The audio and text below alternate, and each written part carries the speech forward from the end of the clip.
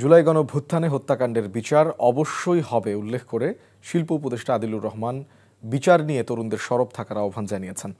সকালে ঢাকা বিশ্ববিদ্যালয়ের সিনেট ভবনে গবেষণা সংস্থা RIT এবং রাষ্ট্রবিজ্ঞান বিভাগের যৌথ আয়োজনে the Legacy of July revolution 2024 rebuilding Bangladesh শীর্ষক আন্তর্জাতিক সম্মেলনে এসব কথা বলেন তিনি।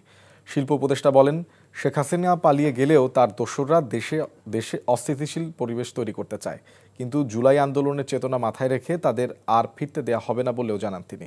আয়োজনে দৈনিক আমার দেশের সম্পাদক মাহমুদুর রহমান বলেন, ফ্যাসিস্টের আমলে ভারতীয় আধিপত্যবাদের বিস্তারের ফলে বিচার ব্যবস্থা, প্রশাসন সহ দেশের সব ধরনের প্রতিষ্ঠান ধ্বংস হয়েছে।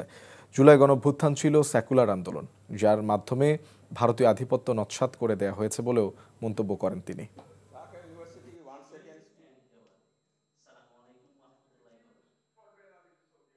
This conference is only a beginning.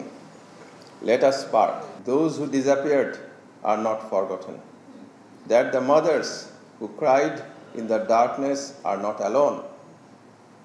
That the bullet holes in university walls, in student hostels, in homes will one day be counted in the architecture of justice. The path of justice may be long, but we are here to travel it together. Bundle থাকলে প্রতি সেনমানিতে টাকা বাঁচবে। বিকাশ send money bundle কিনে জিতুন প্রতি লেনদেনে।